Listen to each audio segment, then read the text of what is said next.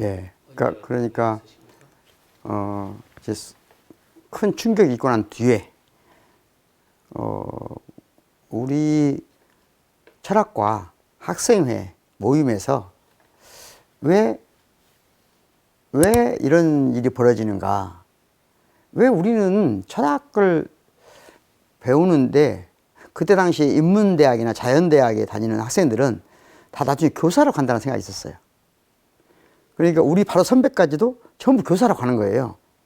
그때는 예를 들자면 전남대학교 인문대학 자연대학을 다닐 때 되게 취업 걱정이 별로 없이 좀 어지간하면 교사 간다 이런 게 있었는데 철학과 출신은 원래 국민윤리를 가르치러 가는 거예요. 물론 그 이전의 선배들은 영문과 동문과 선생님도 많이 했습니다. 그건 옛날 얘기고 저희가 보는 것은 국민윤리 선생인데 그때 우리가 그런 거죠. 왜 우리가 국민윤리를 배우는가? 그게 우리 철학과의 큰 주제가 된 거예요. 중요한 선배들이랑 그때 당시에 굉장히 똑똑한 선배들이 많았는데 선배들이 그 관련된 매일 회의도 하고 학습도 했어요. 그래서 치열하게 한 결과가 뭐였냐면 국민윤리라는 교과목 자체가 세계에 유례가 없다. 이거 얘기하면 길지만 하여튼 그렇습니다. 그래서 이거 독재의 유산이다. 국민윤리라는 교과목 자체가 없는 건데 전 세계 국어, 국사, 국민윤리, 국어, 국사, 국민윤리가 있는 나라는 없어요. 이건 아주 프로에서는 전체주의 국가에 있는 거거든요. 근데 그 어떤 전체주의 국가에서도 처음에 좀 생겼다가 다 없어져요. 근데 국민윤리까지 있는 나라는 우리밖에 없는 거예요. 그래서 이제 우리가 그러면 국민윤리를 폐지하고 철학을 가르치자. 이 운동을 펼치자. 그래서 저희들이 전남대학교 철학과에 시작해서 전국 철학과를 돌아다녔습니다. 모임을 결성했어요. 요즘에는 그런 생각 하는 사람이 있을 것 같아요. 아니, 너희가 서울대학도 아닌데 너희가 어떻게 전국을 돌아다녀. 그런 생각 할 수 있는데 그때 저희들은 그런 열등의식이 없었어요. 그런 생각 안 해봤고 전국을 돌아다니면서 우리가 뜻을 알렸어요. 그래서 저희가 전국 철학과 학생연합회를 만듭니다. 그리고 전국 철학과 학생연합회의 제일 목표는 국민윤리 폐지하고 철학교육 실시하라. 그러면서 사범대학교 국민윤리과 없애고 철학과에 철학교직을 부활하라. 이런 논리를 가지고 했는데 그래서 전국적인 모임도 하고 막 그랬어요. 그러다가 정부 종합청사에 가서 데모를 하자. 시위를 하자. 갔거든요. 갔는데 그때만 해도 뭘 몰라요, 세상에 우리가. 정부 종합청사에서 시위를 하면 발포를 한다더라. 그런 소문이 있는 거예요. 그래서 정부 종합청사 가서 그 당시 교육부에 가서 우리 안건을 그때 과장님 정도 되는 분한테 전달하고 시위는 더 이상 하지 말아 하더라고요. 하면 안 된다. 그래서 막 그런 소문도 있고 그래서 나와서 어떻게 했냐. 당시 우리 두 팀으로 나눠서 민주당사와 평민당사를 점령합니다. 그래서 이제 쉽게 말하자면 서울의 대학도 반 나누고 반 나눠서 이쪽 팀 평민당사 대구, 경북, 부산, 부울경 이쪽하고 서울의 일부가 민주당 이렇게 나눠서 가요. 저는 이제 당연히 평민당사를 점령하러 갔죠. 평민당사를 점령했어요. 뭐 야당 점령하기 쉽잖아요. 학생들이 그래도 막 200~300명이 가니까 금방 점령하죠. 몇 명인지 기억이 안 나는데 하여튼 그래도 200~300명이 됐던 것 같아요. 꽤 많은 전국의 학생들이 모여갔으니까. 점령을 했는데 그날 제가 이제 정치인들에 대해서 처음 만난 거잖아요. 깜짝 놀랐어요, 사실은. 일단 정치인들이 저도 이제 그때 제가 전국 철학과 학생연합회 공동의장을 했어요. 거기도 대표격이죠. 그런데 다들 정치인들이 와서 만나고 싶어 해. 그러니까 우리를 지금 학생들이잖아요. 그러니까 잠재적 유권자라고 생각했던 것 같아, 그 당시에는. 그러면서 와서 연설할 기회를 달라고 그래, 학생들 앞에서. 지금 우리는 지금 절실한데, 이분들은, 근데 그런 이제 국회의원들을 많이 만났거든요, 그때. 근데 엄청 실망했어요. 뭔가 학생 하나를 설득을 못 하는구나. 뭔가 대화가 안 돼요. 대화를 할 능력이 안 되더라고요, 이분들은. 우리 이야기에 관심이 없어요. 그때 그나마 와, 그래도 이분은 대화가 되네. 한 분이 박성무 당시 국회의원이죠. 교육위원이셨어요. 당시에. 그래서 저희 관심도 가지시고 대화도 가능했어요. 그리고 저희 돌아올 때 차비도 주고 막 그랬긴 했죠. 하여튼 그런 있었는데 그 당시에 박성무 의원님을 제외하고 두 번째 대화가 되신 분이 문육환 목사님의 동생이죠. 문동환 목사님이 당시 부총재였습니다. 첫 번째 문동환 목사님하고 대화가 했어요. 오라가더라고요. 대화하는데 이분은 어른 같더라고. 이제 뭔가 대화가 돼. 대화가 되고 굉장히 진지하시고 이제 어떤 딱 대화를 해보면 알잖아요. 어린 대학생 입장에서 이분은 선배님, 어르신 또는 뭐 선생님 같다. 이렇게 대화를 한참 했어요. 그러니까 3일이 될 때까지 대통령 김대중 총재는 못 만나요. 그러니까 김대중 총리가 왔다가 나가거든요. 나갈 때 우리가 막 나간단 말이에요. 저도 막 그 엘리베이터 잡으려고 그러면 그때는 김대중 총재 주변에 그 보디가드들이 있어요. 그때 좀 위험한 시기이기 때문에 그때 뭘 느꼈냐면 보디가드가 그냥 나 잡아서 드러내면 나오더라고 그냥 몸이.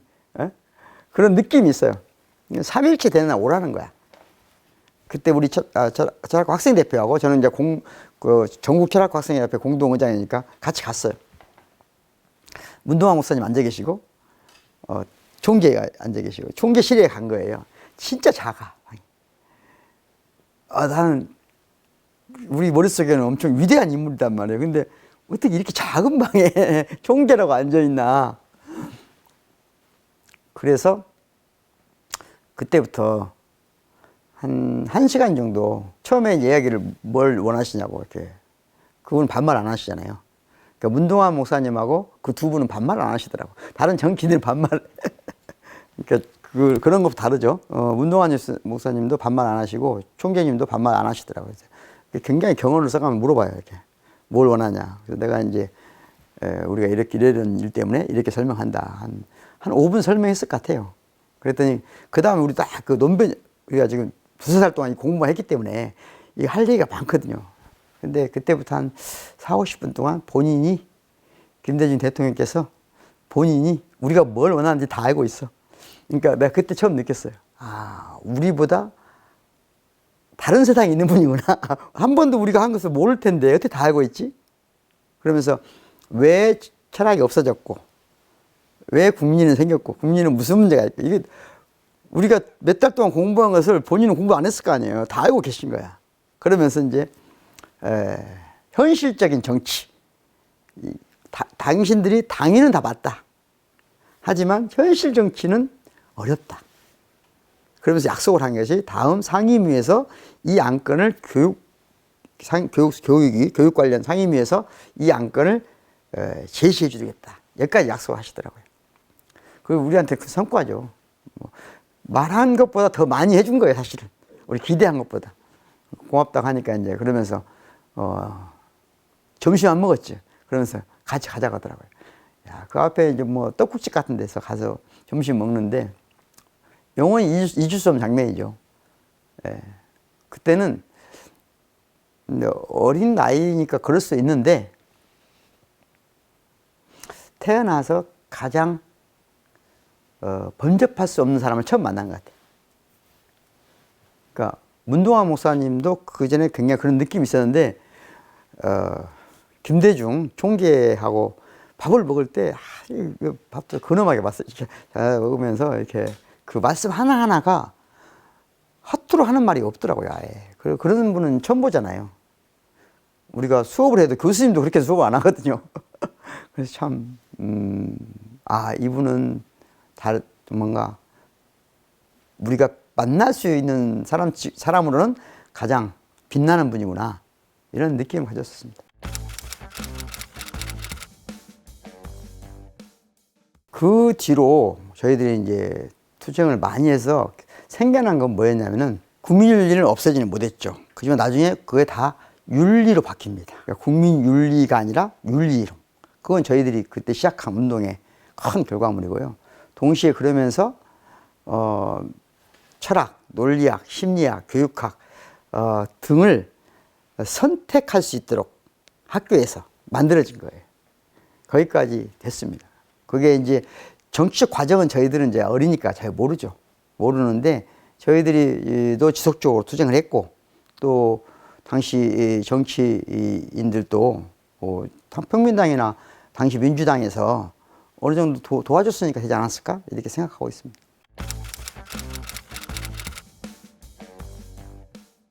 문동환 목사님하고 김대중 당시 그 총재 부총재님들의 눈빛이 따뜻했어요. 그러니까 밥까지 사주고 이렇게 우리 아무것도 아니잖아요, 사실은. 그 당시에 거기 당시에는 평민당사에 우리만 점령한 게 아니고 호소할 데 없는 그 단체들이 한 서너 개 항상 점령돼. 그냥 평민당사는 평민당을 믿는 유일한 희망으로 보는 사람들과 조직과 집단이 상시 거의 거기를 점령하다시피 했어요. 그러니까 그 중에 이제 총재께서 이야기도 들어주고 밥까지 사줄 정도면 대단한 애정이죠, 사실은. 그 어린 애들이 무슨 뭐라고 생각했겠어요. 아무것도 아니라고 생각할 수 있지만 좀 자기가 생각하기도 올바른 생각이고. 근데 세상 멀쩡 모르는 애들이잖아요. 네?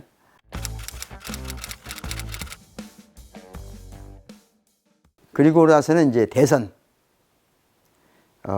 대통령이 되들 때 그때 저는 독일 유학생이었어요. 그때도 굉장히 큰 경험인데 그때는 이제 독일 유학생들끼리 대화를 할 거 아니에요. 이제 가끔 독일 유학생들 중에 특징은 그러니까 대부분 이제 서울에서 대학을 나온 친구들이 많고 지역에서 대학을 나온 친구들이 좀 적은 편인데 호남에서는 거의 없어요. 근데 유학생들 중에 이 경상도 출신이 엄청 압도적으로 많은 거예요. 근데 제가 또 기가 세기 때문에 크게 꿀리고 이런 스타일은 아닌데 그런 건 신경 안 쓰고 사는데 그 유학생들의 분위기가 이렇게 커피를 같이 마신다든가 차를 마신다든가 이럴 기회가 많거든요. 학생식당 앞에서. 그러면 정치 이야기도 나오잖아요. 그럼 되게 진보적이에요. 경상도 친구들도 되게 합리적이고. 그래서 나는 공부하는 애들이니까 그런가 보다. 그 정도 수준에서 지냈어요. 그런데 대선이 일어났잖아요. 그러니까 오늘 밤 개표가 이루어지잖아요. 한국보다 독일이 한 7, 8시간 늦어요. 한국이 여기서 개표가 6시 시작됐으면은 거기는 지금 점심때쯤 된 거예요. 그때부터 그 독일 내가 다니는 대학의 도서관에 컴퓨터가 쭉 있거든요. 거기 한국 애들이 다 점령한 거예요. 그거 보고 싶어서. 결과를 보고 싶어서. 참 그거 되는데 그때는 영상이 안 나오고 지금까지 유튜브 이런 게 없기 때문에 그 MBC에서 나오는 문자로 거기 이제 쉽게 말하자면 문자로 숫자가 올라가는 거예요. 그러니까 글자로. 그러니까 1번, 2번 나오고 나중에는 이제 1, 2번만 나오더라고요. 1, 2번만 막 숫자가 나와. 그래서 다 유학생들 그거 보고 있는 거예요. 틀어놓고 컴퓨터에.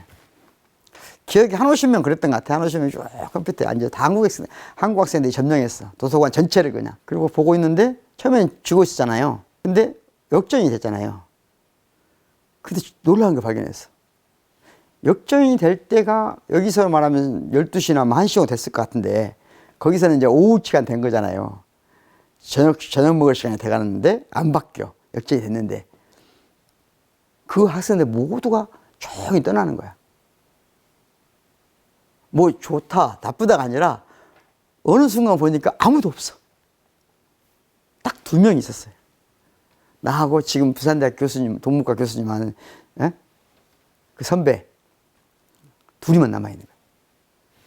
나머지는 다 떠났어. 어제까지만 하더라도 다 우리 편인 줄 알았더니 그날 확인했죠. 이분들한테는 한 번도 상상하지 못한 일이 생긴 거야. 당연히 이해창이 대통령이 되는 거고 그렇지만 내가 지식인이니까 앞으로 내가 대한민국을 대표하는 지식이 될 거니까 김대중에 대해서 부정적으로 말하지 않을 정도까지였던 거예요. 유학생 생활 내에서. 근데 막상 김대중이 대통령이 된다고 생각하니까 엄청난 충격을 받은 거지. 다 떠나. 거기서 그때 남아있던 친구 2명하고만 내가 그대로 친구로 지냈어요. 지금은 한 사람은, 그러니까 전라도 사람은 없었고, 다른 이제 그 자리는 없었고, 그 부산대학 교수 1명, 그 다음에 영남대학 지금 교수 1명 하는 경상도 2명의 친구가 지금도 이제, 그때, 이분들만 진심이었구나. 그런 이제, 결과를 거의 확인했잖아요. 근데 집에 갈 수가 없는 거야. 너무 감동이야. 혼자 그래서 어떡하지? 이 감동을 어떡하지? 그래서 이제 그냥 걸어서 시내까지 갔어요. 시내 한참 다니는데 독일 시내를 돌아다니는데 세상에 이렇게 아름다울 수 있나? 세상에 이렇게 아름다울 수 있나? 그런 생각을 하고 그 다음날 독일 같이 유학했던 선배한테 전화했어요. 그래서 형이 이제 야 엄마하고 통화했는데 엄마가 이런 말 한다. 그러니까 그 독일 같은 유학생 다른 도시에 있는 유학생이 고향에 있는 엄마한테 전화했더니 엄마가 뭐 정치에 관심 있고 이런 사람이 아닌데 이제 우리도 살게 됐다. 제가 그 말이 잊혀지지가 않아요. 이제 우리도 살게 됐다. 그러니까 당시 김대중 대통령의 대통령 당선은 우리 역사에 어마어마한 사건이에요. 어마어마한 사건. 그리고 우리에게보다도 어찌 보면 그동안 대한민국의 권력을 정치 권력과 그로부터 파생되는 경제 문화 권력을 독점했던 사람들에게는 더 큰 충격이었을 거라고 생각해요. 네. 그거 그날 밤 잊을 수가 없습니다. 네. 그러니까 제가 87년 대선에서 지고 신안 하이도까지 그 섬까지 아침에 어떻게 가서 막 찾아서 점심때쯤 오후쯤에 도착했거든요. 그때 그 황량한 그 청년 박구용에게 그 느꼈던 느낌하고 그 다음 대선에서 이제 독일 혼자 그 독일 그 늦은 밤에 시내를 돌아다니는 아무도 없어요 그때도. 근데 아무도 없는데 나 혼자 너무 아름다운 거예요. 아마 우리 세대는 조금 제 말에 공감하지 않을까.